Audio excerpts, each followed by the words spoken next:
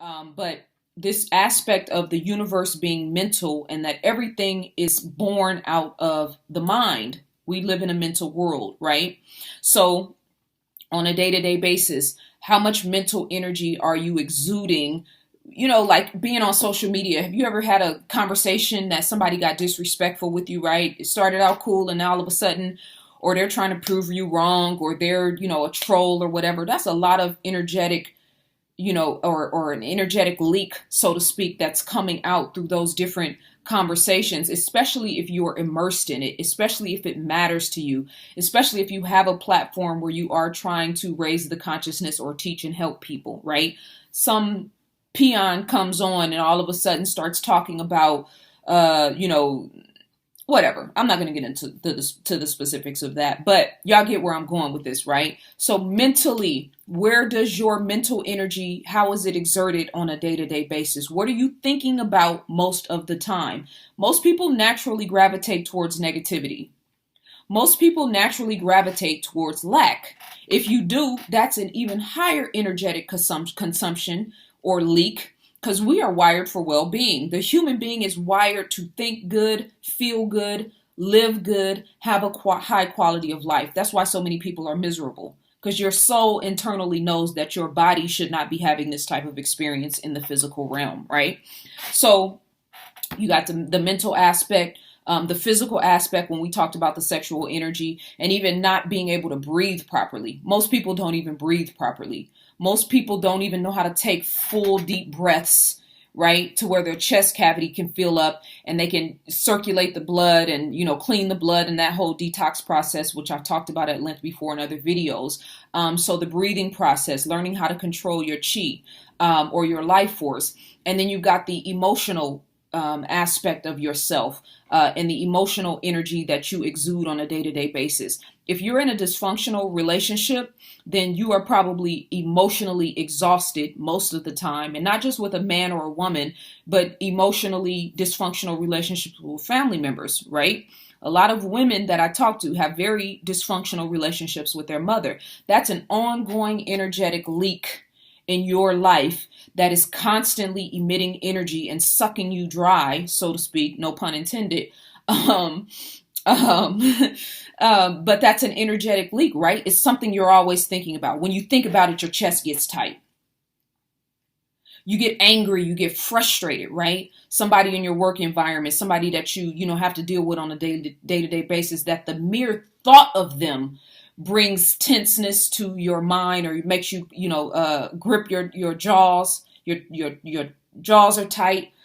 So all of those, or you're still suffering from a bad breakup, right? Bitter from what so-and-so did to you. Bitter about, something your baby father did or your baby's mother did, or, you know what I mean? Emotional energy that is not serving you well, that is heavy on the heart and heavy on the spirit on a constant basis. That's an energetic leak emotionally, right? So that's the physical, the mental, the emotional, and then the spiritual. I wrote a post on Instagram and Facebook the other day talking about the fact that America is a very dense and low vibration environment.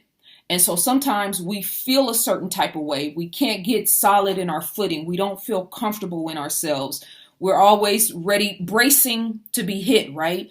Or bracing for negativity, bracing for the next news story, bracing about Black men being killed or things that are happening in our community, right? That's a nonstop spiritual attack when you are striving to feel good about life, feel good about yourself, feel positive, feel uplifted, feel gratitude and appreciation. All of those frequencies that are in alignment with creativity and creation, inspiration, enthusiasm, etc. So you're striving internally for that, but you live in a world that's constantly beating you over the head, making you feel some type of way about things that have absolutely nothing to do with your life. It is astounding to me how much energy people put in the political arena, agenda, consensus, bills, and all, like stuff that has absolutely nothing to do with your day-to-day life. You spend that much time and energy on.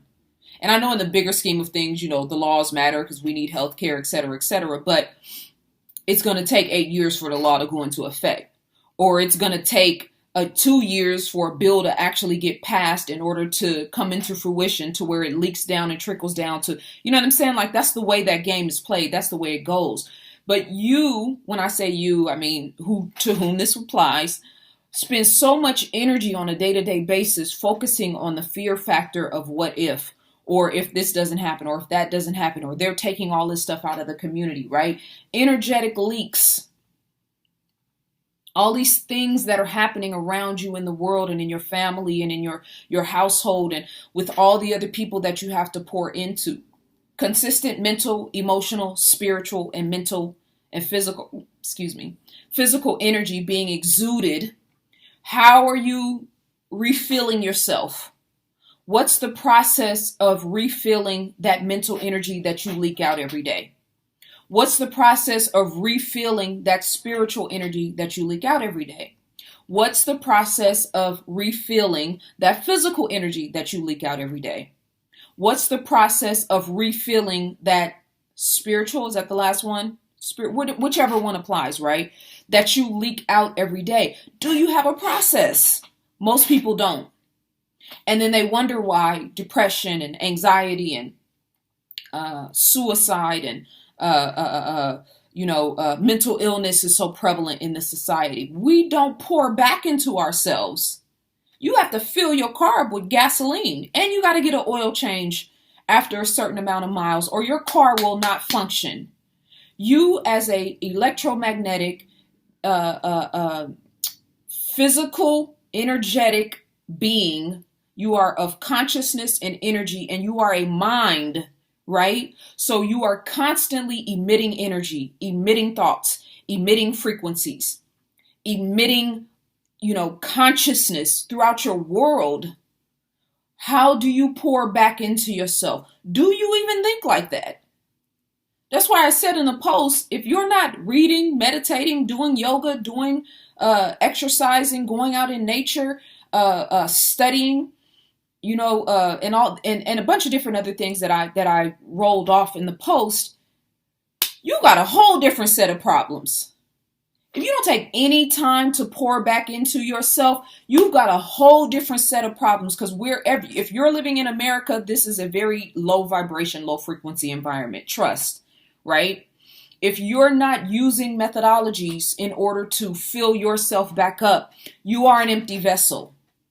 That's before you get to pouring into the children, before you get to pouring into the husband, before you get to pouring into the girlfriend, grandmother, mother, uncles, cousins, etc., etc.